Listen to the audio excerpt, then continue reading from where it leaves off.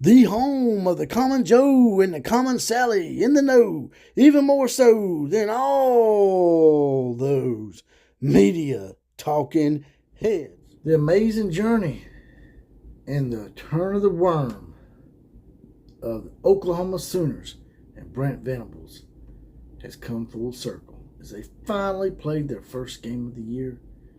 And I'm going to talk about these first two games that are cupcake games and why they are a blessing in disguise, and why now all these national pundits are backtracking. You can see it ever so slightly in their eyes as they realize, uh-oh, Oklahoma ain't going nowhere. Let's talk about it.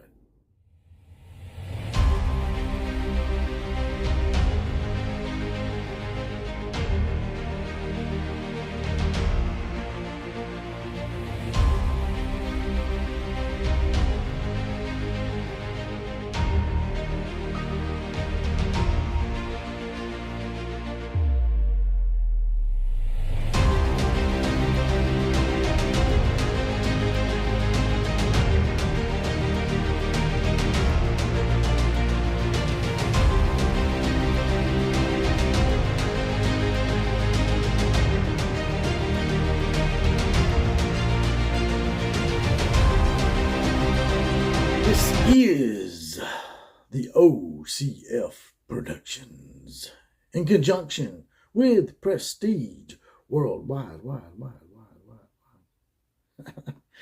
That's right. I love me some Step Brothers.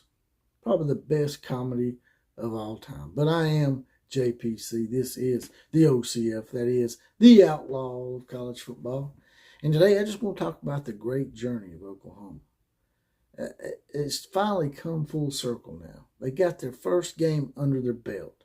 Yeah, it was UTEP, not a great team, but nevertheless, they did what they were supposed to do.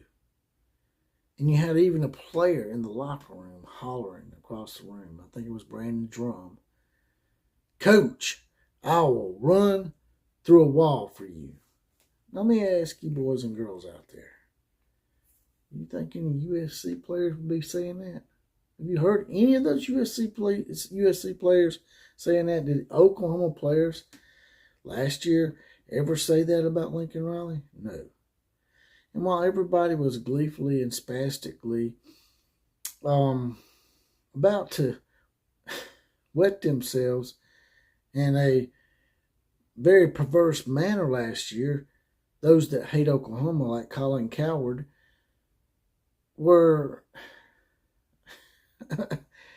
it was quite perverse in what they were doing, and it just didn't sit right with me. So back in November, I started a little journey with Oklahoma Sooners, and I told them, every time Lincoln Riley opens that lying-ass mouth of his, along with Colin Cowherd, along with any of his little minions, I'm going to grill that ass. And it's been a grilling season, all off season. Now, Brent Venables has probably been gifted a gift from the football gods, in my opinion, with these two supposed cupcake games. This allows a first-year coach the opportunity to cut his teeth instead of getting his teeth kicked in like Dan Lanning did with Oregon, and how Notre Dame's Marcus Freeman got his ass handed to him by Ohio State as well. Now, wasn't as bad, but they still beat him by double digits.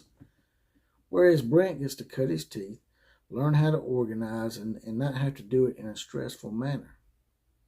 That don't bode well for any of y'all in college football, especially the Big 12, and anybody that's in their way this year, because he's going to get to cut his teeth for two full weeks before he plays Nebraska in Lincoln. And Nebraska ain't so great either. So he may get 3 full weeks of cutting his teeth. And they're already ranked 7th. And if you give Brent Venables time to cut his teeth, he's already showed what will happen in recruiting. In 2022 recruiting, he had to come in and haphazardly throw it together and still got a top 10 class. And then what did he do after he learned his lessons? Now he's in the top 5 in recruiting. If they finish in the top 5 in recruiting, that will be like the highest class ever since they started ranking classes for the Oklahoma Sooners. That's a far cry from everybody that back in January and February, like Colin Coward, who's in there probably, I'll be honest with you, he's probably rubbing one off. Probably rubbed a few off. I'd say probably a good 100 or 200 rub-offs for Colin. He probably got some sores down there. And they were so certain that this was the end of Oklahoma football, because we all know Lincoln Riley invented Oklahoma football, right? I mean, there ever was anybody else that won national championships at Oklahoma. Bob Stoops didn't win one. Barry Switzer didn't win shit. Bud Wilkinson didn't win 47 games in a row and win national championships, right? And it just amazes me that they were that stupid. And I tried to tell them. I told them back in January, February, man, y'all looking at this all wrong. Y'all counting your little chickens before they hatch, man. Brent Venables he was a career assistant, that's true, but it wasn't by choice. I mean, it was by choice, is what I meant to say. It was by choice that he was a career assistant. He got offered jobs at Tennessee and numerous other places and turned it down because he wanted the right job. And look at what he got. The last guy that done that was a defensive coordinator was a guy by the name of Kirby Smart. And what did he do? He's already played for numerous national championships, SEC titles, and now he's got a seat at the big table as he's won a national championship. I see a lot of similarities in them two. So I just wanted to come in here and tell everybody that the football gods are really smiling on Oklahoma. And it don't bode well for anybody. Not even my team, Alabama, if they get their shit together, especially on the defensive side of the ball when it comes to playoff time or in big bowls. I just want to know how it feels. I would love for Colin Coward to come in here and tell me, how does it feel to look so bad? How does it look? Or how does it feel to have your little skirt pulled down and have Oklahoma not only finishing with top 10 class in 2022, but now they got a top 5 class. And it looks like, and they're ranked 7th in the nation.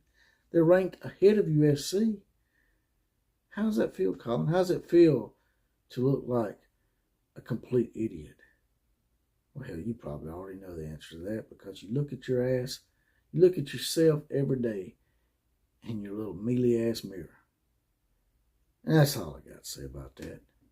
Like, share, comment, and subscribe. And if you don't mind, there's a little heart down there. It says thanks. Hit that. Throw a few dollars in the coffers. And as always, KMCA to all the other teams. Class is now officially dismissed.